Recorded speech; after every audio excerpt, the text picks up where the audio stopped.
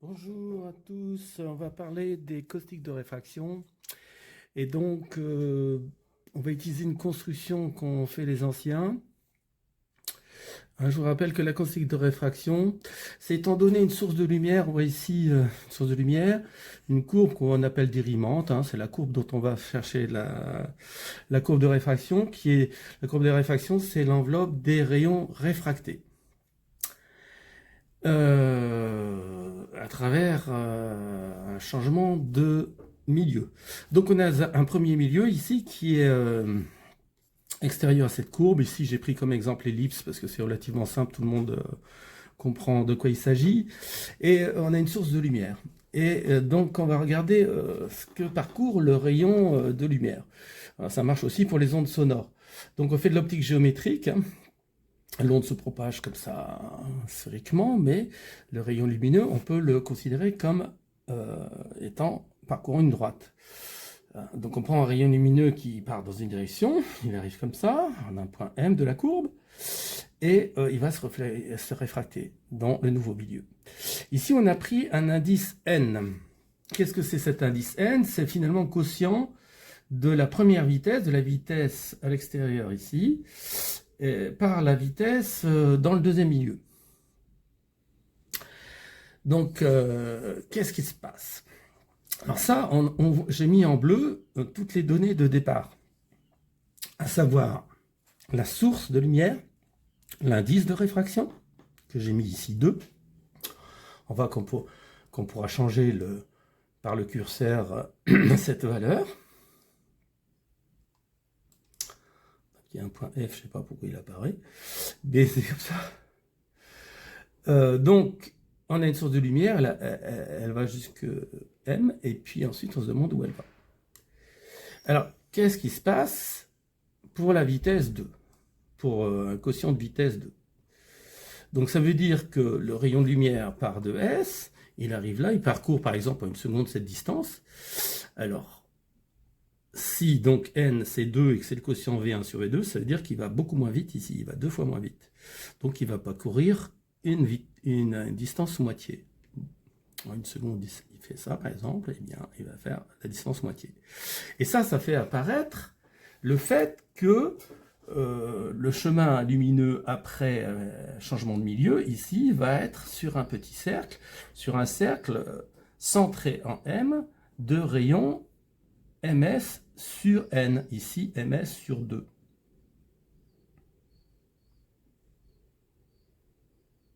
J'appelle le cercle d'incidence. Donc voilà. Et à ce stade-là, eh bien les géomètres, plutôt que de chercher les enveloppes directement de rayons réfractés, ils ont compris qu'il était intéressant de passer par une courbe intermédiaire qu'on appelle courbe anticaustique ou encore caustique secondaire. Originellement, anticaustique, ça doit venir de l'époque Descartes, alors que Quetelet, un mathématicien belge, va utiliser le terme de caustique secondaire. Bon, difficile d'être dans le cadre. Donc, on va dire c'est l'enveloppe de ça. Donc, comment on va faire? Donc, c'est l'enveloppe de ces cercles. On voit qu'il s'est fait des petits cercles, puis des grands cercles. Donc, on va regarder cette enveloppe. Voilà.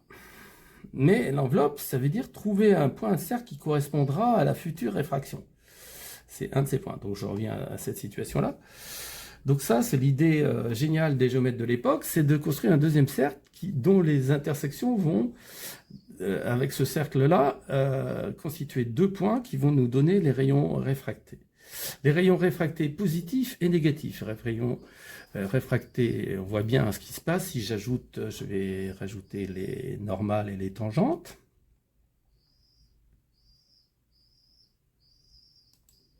Pointillé rouge. Voilà, la tangente et la normale. Donc, on sait très bien intuitivement que le rayon va être de l'autre côté de la tangente, après réfraction, quand il va arriver en M, et va aller de ce côté-là.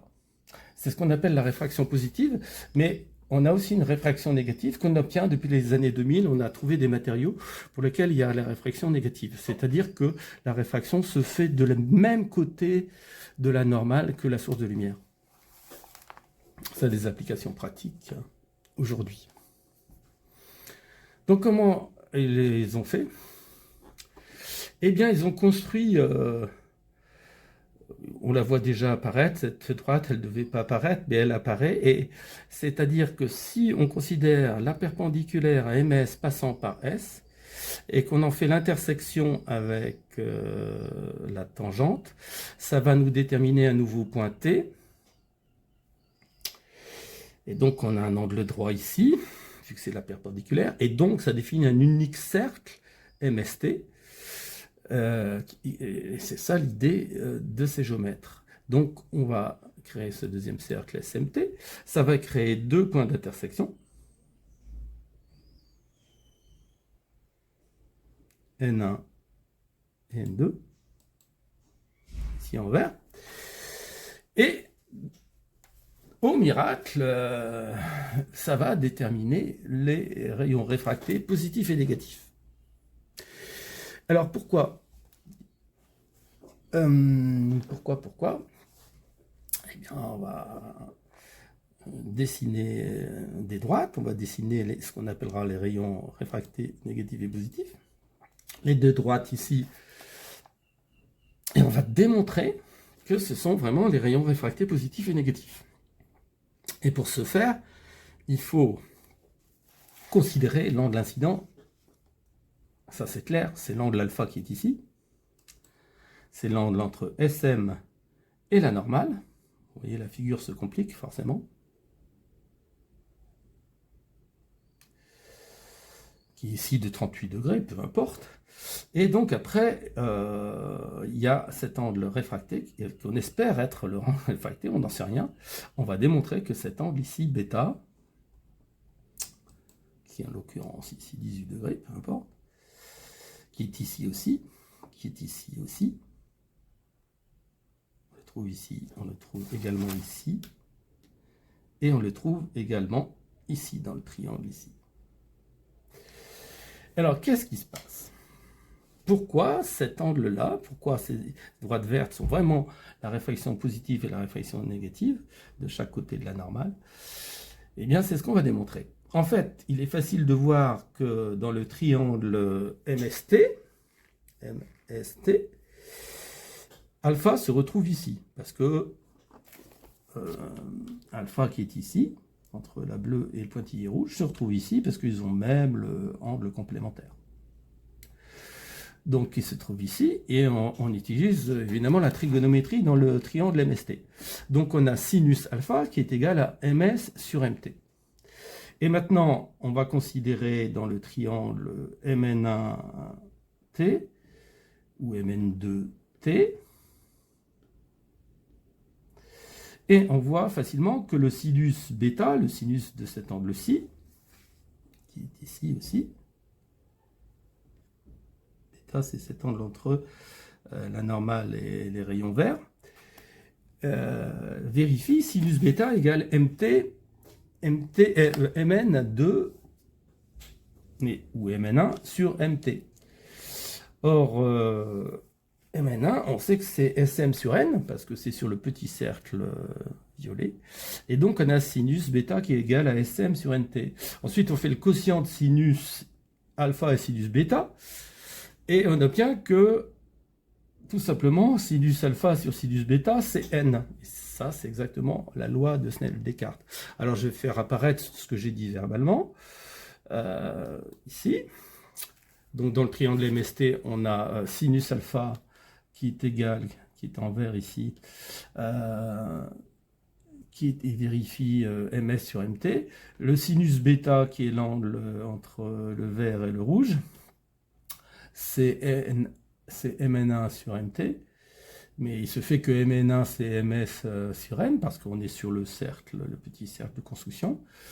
Et donc, finalement, le quotient des deux équations nous donne que sinus alpha sur sinus bêta égale N. Et ça nous assure que par la loi de Snell-Descartes que bêta est l'angle de réfraction correspondant à l'angle incident alpha. Voilà. Donc, on a gagné, on a vraiment deux droites de réflexion. Et donc après, quand on fera l'enveloppe des normales à la courbe violette, c'est-à-dire, c'est vraiment les tangentes qui vont définir, dont l'enveloppe de ces points va être l'acoustique de réfraction. Donc, on va faire apparaître l'anticaustique ici de l'ellipse, de la courbe bleue, pour S ici et N ici.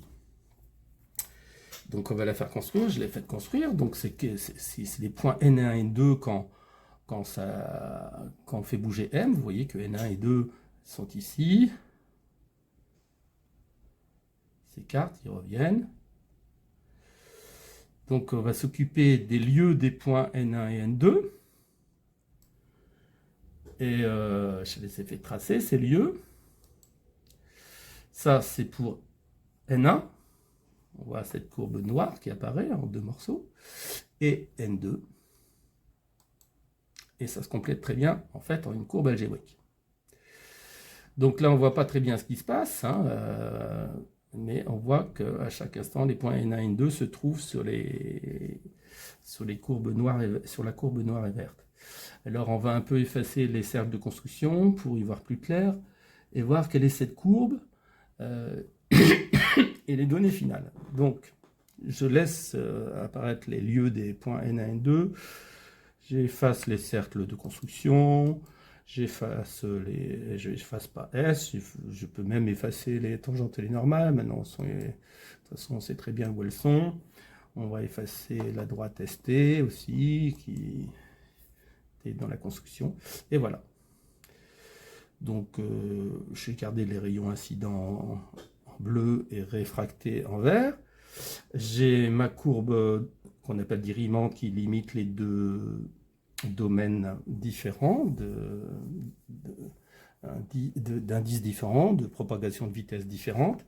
Et on voit notre courbe ici, qui est dans deux morceaux, hein, qui se recollent bien, la noire et la verte. Hein, il y a une espèce de petit poisson, ça, et puis cette courbe.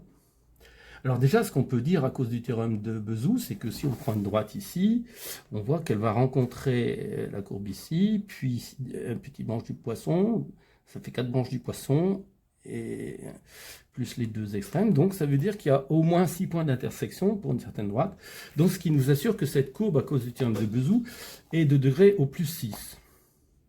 Voilà, sans aucun calcul, grâce au théorème de Bezout. Bon, et il s'avère que ce sera de degré 6. Bon, alors voilà, ça c'est une chose, et puis maintenant, je voudrais un petit peu voir d'autres... donc ça c'est la caustique de l'anticaustique, qui est ici, et le petit poisson.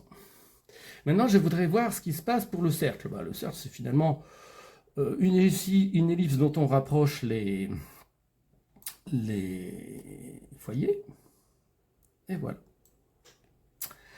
Donc, on a toujours notre courbe, la dirimante, et puis l'anticaustique de cette dirimante pour la source de lumière S, et puis pour l'indice 2.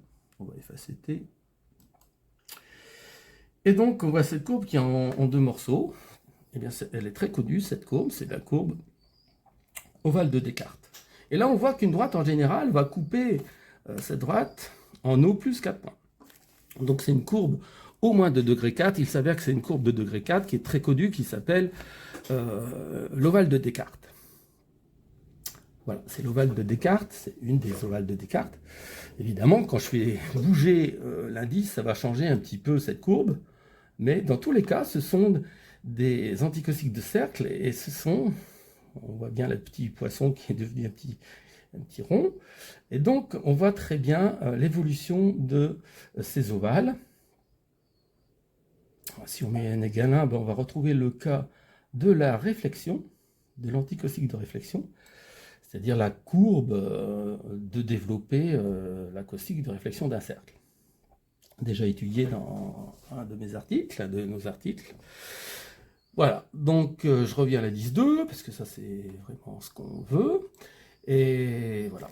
Alors cette courbe, hein, si on oublie la courbe de départ, je vais l'effacer ici. Cette courbe, je n'ai pas effacé la dirimante, je la efface, voilà, elle est là. Ça c'est l'ovale de Descartes qui correspond. Bon, alors il se fait que cette courbe a une propriété tout à fait particulière, c'est une courbe qui généralise l'ellipse. À savoir que sur l'ellipse, il existe deux points tels que la caustique de réflexion, l'enveloppe des rayons réfléchis issus d'un point est contractée en un autre point, c'est-à-dire les deux foyers de l'ellipse. C'est-à-dire qu'il existe deux points tels que la caustique de réflexion d'un premier point et l'autre point. Ça échange les foyers. Eh bien, cette courbe qui est de degré 4 a aussi cette propriété, mais pour la réfraction, ce qui est un peu plus difficile, parce que vous voyez bien, l'indice peut changer. Je le change ici, et ça reste toujours vrai. J'ai beau changer l'indice, ça va faire des différents ovales, mais dans tous les cas, il existe deux points, qui sont appelés les foyers, tels que la caustique de réfraction de ce point pour la dirimante ici, la nouvelle dirimante, c'est-à-dire cette courbe, sera un autre point. Voilà, une propriété tout à fait particulière qu'a évidemment découvert Descartes. C'est pour ça que ces courbes portent son nom. Voilà. Voilà l'essentiel. Donc il faut voir que la construction est très jolie. Là, c'est pour donc le cercle. Je remets, donc ça c'est la caustique de cercle, la caustique de réfraction du cercle. Je remets la courbe qui est ici, issue de ce point-là, pour l'indice 2. Eh bien, c'est l'enveloppe des normales de cette courbe. À savoir la développée de cette courbe. Voilà. Je pense que tout est dit. Donc on peut faire bouger la courbe C en étant un peu malin, en transformant une ellipse. On peut aussi bouger S. Vous voyez, dans cette construction, c'est très agréable. On voit comment évolue, voilà, ça agrandit ici la courbe intérieure. On peut faire bouger l'indice. On voit comment évoluent les ovales de Descartes. Voilà. Je reviens à l'indice 2 pour bien fixer les idées. Alors, dernière question, finalement, on revient à l'ellipse, je remets mes points. Et on voudrait savoir ce que c'est la caustique de réfraction d'une droite. Alors, évidemment, on peut voir qu'une droite, disons une droite double, peut être la caustique de réfraction d'une ellipse complètement aplatie. Alors on peut l'aplatir de plusieurs façons, on peut éloigner les foyers, mais on peut aussi, donc il est construit avec un troisième point, cette ellipse, en bougeant un peu le point C, et en le reprochant de l'axe des X. Donc on a quelque chose de plus en plus plat.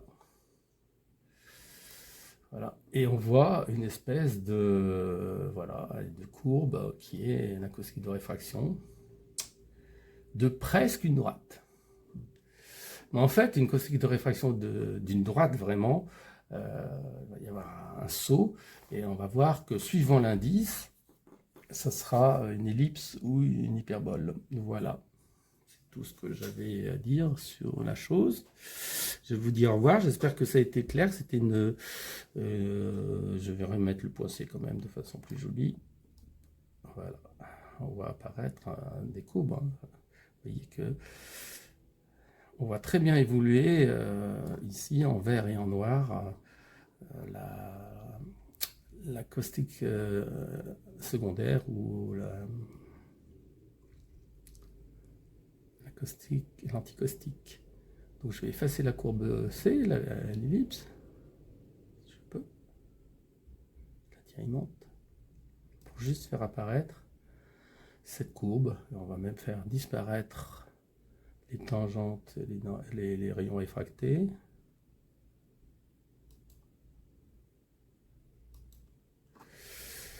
La source de lumière, on voit cette courbe ici, qui est en deux composantes connexes réelles. Et on voit bien qu'il y a des droites qui rencontrent en 6 points, donc c'est au moins une courbe de degré 6, une courbe d'au moins degré 6. Voilà, au revoir.